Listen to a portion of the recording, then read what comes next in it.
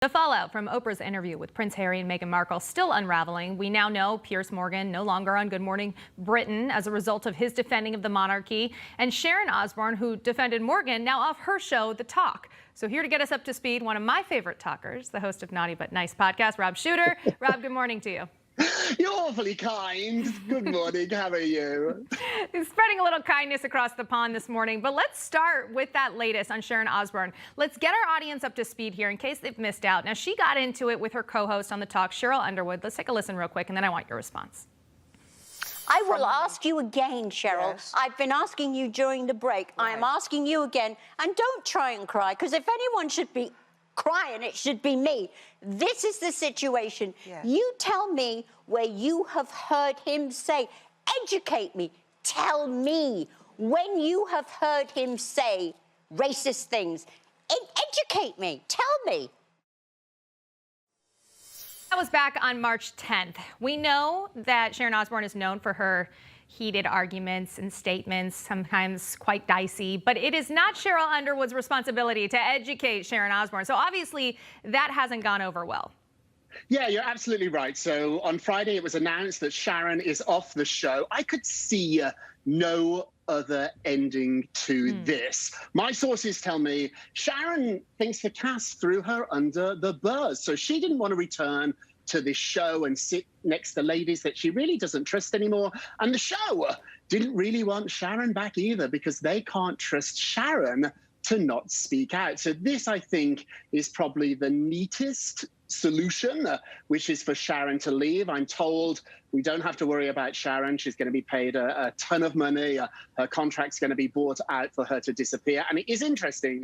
Last week, Sharon was doing a ton of interviews. She was doing almost a mini press tour. She was all over the place. She said nothing since Friday, which leads me to believe that there's probably a clause in her exit strategy where she has to shut up.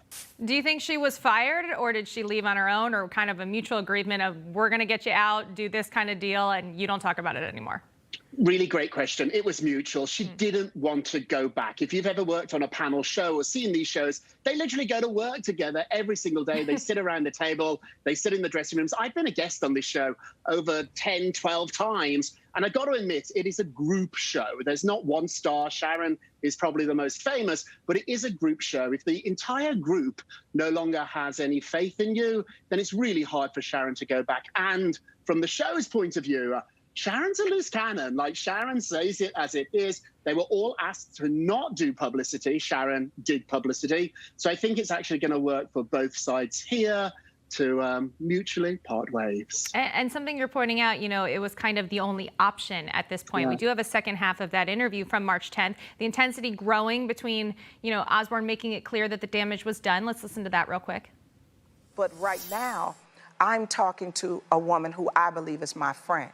And I don't want anybody here to watch this and say that we're attacking you for being racist. And for that, if I articulated I think it's too late. I think that seed's already sown.